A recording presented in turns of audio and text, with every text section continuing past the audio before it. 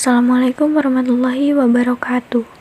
Perkenalkan, nama saya Salsa Andini dari kelompok 1.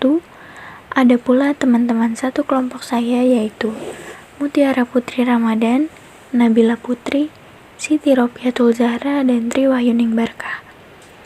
Di sini saya akan membacakan hasil dari analisa kami tentang kriteria morfem, yaitu morfem bebas dan terikat yang kami ambil dari media sosial, dan lebih tepatnya yaitu story WhatsApp. Baik, langsung saja pada materi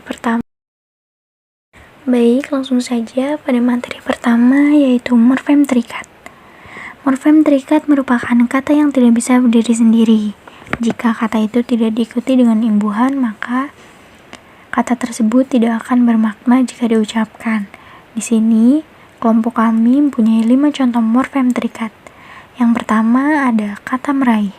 Kata meraih termasuk dalam morfem terikat. Alasannya, meraih berasal dari kata me dan raih. Disebut sebagai morfem terikat karena kata raih tidak bisa berdiri sendiri, harus diikuti oleh morfem lain.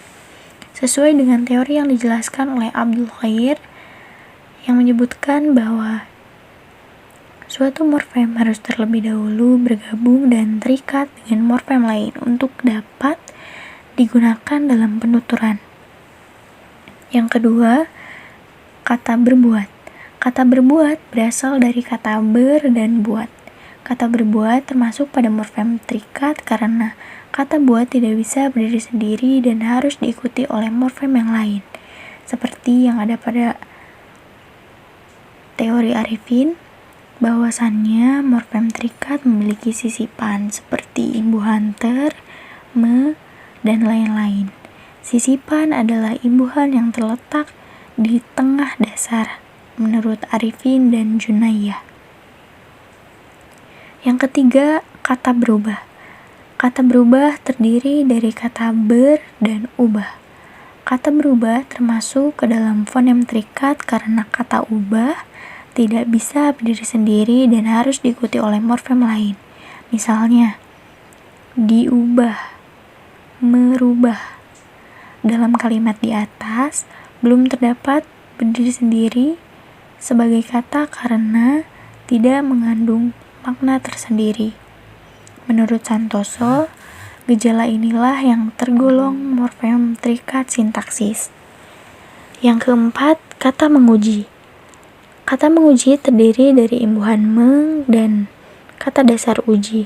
Kata menguji termasuk morfem terikat karena kata uji tidak bisa berdiri sendiri tanpa imbuhan. Misalnya, diuji, teruji, ujian. Imbuhan yang diletakkan di depan dasar, mungkin kata dasar, mungkin pula kata jadian. Menurut Arifin dan Junayyah, di dalam bahasa Indonesia terdapat awalan, yaitu ber, me, ter, se, di, per, pe, ke, dan lain-lain. Dan yang terakhir yaitu kata meremehkan.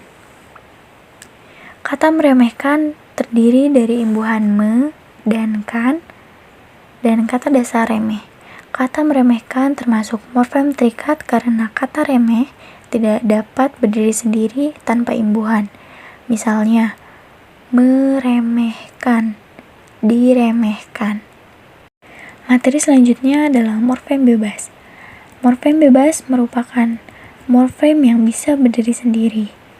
Dengan kata lain, morfem ini bisa digunakan dengan atau tanpa imbuhan. Kelompok kami mempunyai 5 contoh morfem bebas.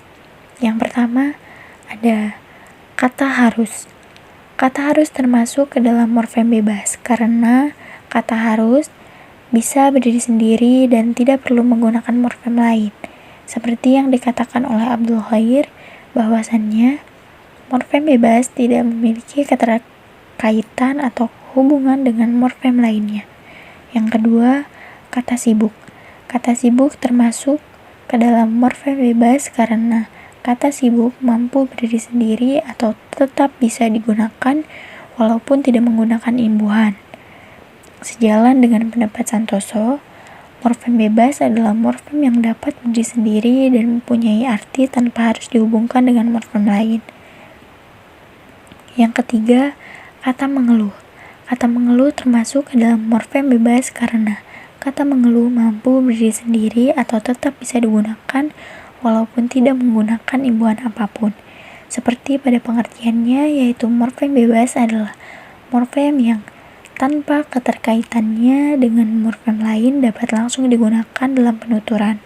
Misalnya, morfem pulang, merah, dan pergi. Yang keempat, kata makan. Kata makan termasuk pada morfem bebas, karena morfem makan merupakan bentuk terkecil yang dapat berdiri sendiri dan mempunyai arti. Apabila bentuk itu kita pecah lagi sehingga menjadi buku, meja, pensil, rumah, dan seterusnya, maka bentuk bu dan bentuk ku tidak mempunyai arti. Dan yang terakhir, kata pulang. Kata pulang termasuk kepada morfem bebas karena tidak beri umbuhan dan merupakan salah satu akar kata atau kata dasar meskipun terdapat juga kata dasar yang tergolong morfem terikat, menurut Siti Rumlan. Mungkin hanya itu yang dapat saya sampaikan. Semoga materi yang saya sampaikan bisa bermanfaat untuk kita semua. Kurang lebihnya mohon maaf. Wassalamualaikum warahmatullahi wabarakatuh.